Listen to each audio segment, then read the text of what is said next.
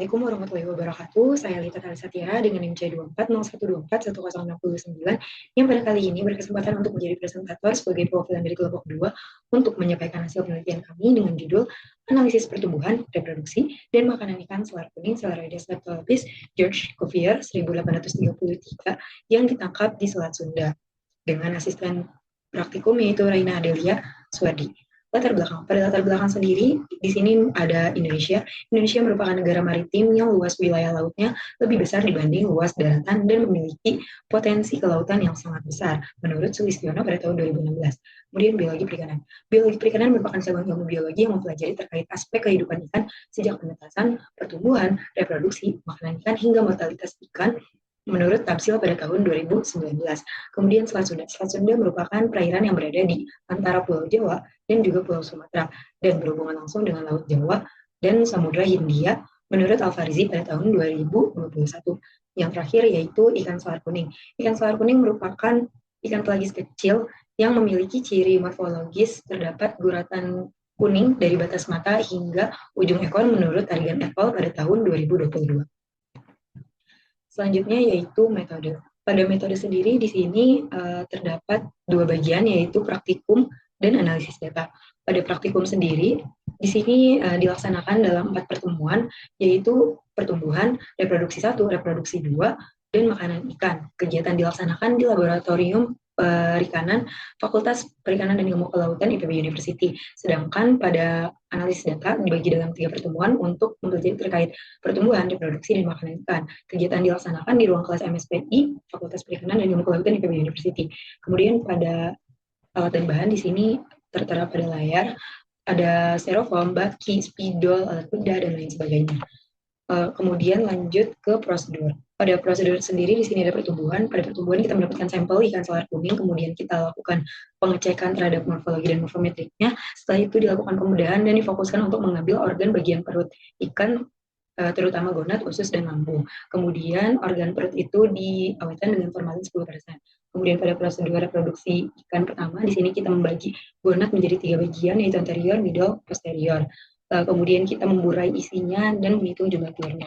Pada prosedur selanjutnya yaitu reproduksi kedua, di sini juga kita fokus pada gonad dibagi kembali menjadi 3, yaitu anterior, middle, dan posterior. Kemudian diburai dan kita menghitung atau mengamati 70 butir telur. Kemudian pada prosedur makanan ikan di sini kita juga melakukan 3 metode yaitu gravimetri dan lain sebagainya.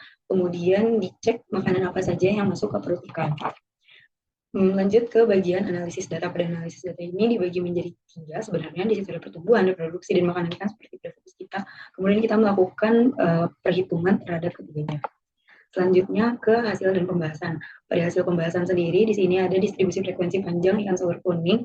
Di sini menunjukkan bahwasannya frekuensi tertinggi terdapat pada selang kelas 121 hingga 131 dan yang terendah pada frekuensi terendah ada pada selang kelas 176 sampai 186. Hal ini menunjukkan bahwasannya ikan produktif berada pada usia remaja hingga dewasa muda. Kemudian pada grafik HPB ikan selar kuning jantan di sini terdapat bahwasannya setiap penambahan 0,0004 panjang ikan mempengaruhi 2,7919 bobot ikan.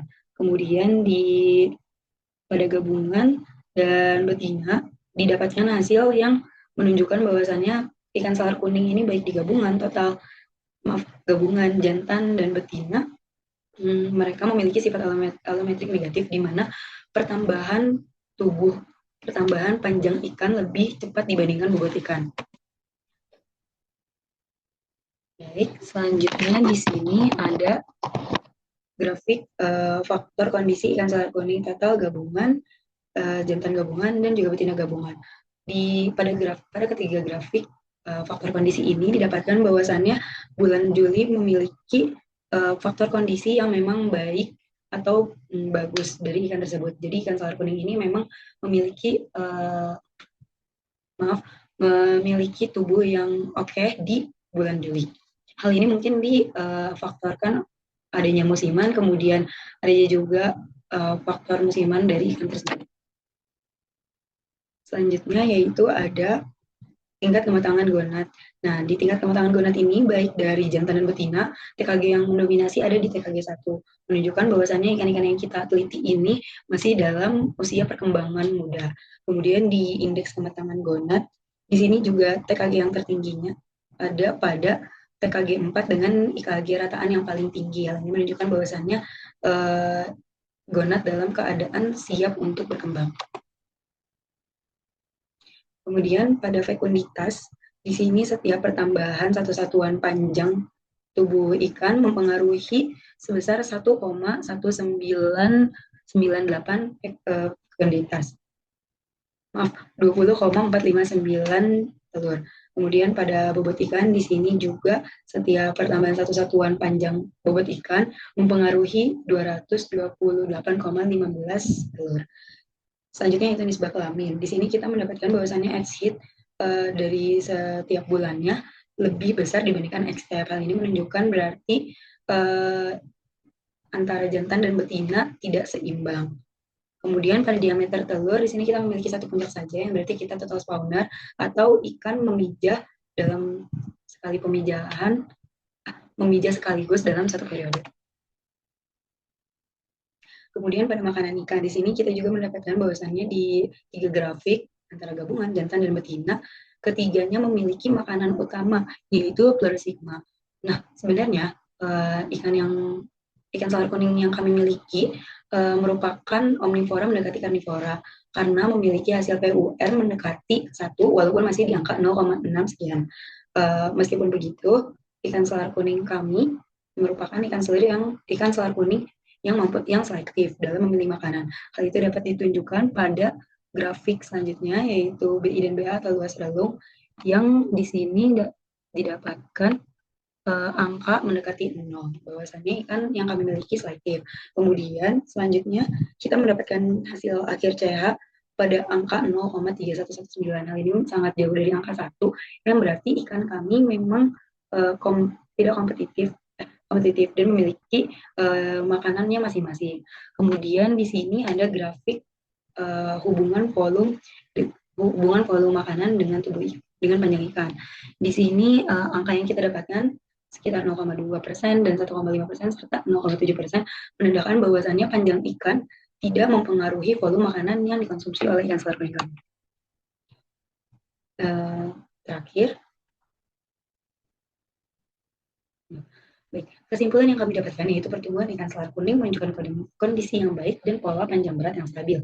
Nisbah kelamin jantan dan betina berada dalam kondisi tidak seimbang. Kemudian banyak usus relatif menunjukkan ikan cenderung memakan organisme berukuran kecil. Kemudian pada saran di sini kami memberikan saran bahwasanya ikan selar kuning penelitian ikan selar kuning perlu diperluas dengan mengumpulkan sampel yang lebih banyak, bervariasi baik dari ukuran ikan, musim penangkapan maupun lokasi perairan agar gambaran pertumbuhan ikannya lebih akurat. Mungkin cukup dari saya. Terima kasih banyak. Mohon maaf apabila ada kata-kata yang kurang berkenan. Wassalamualaikum warahmatullahi wabarakatuh.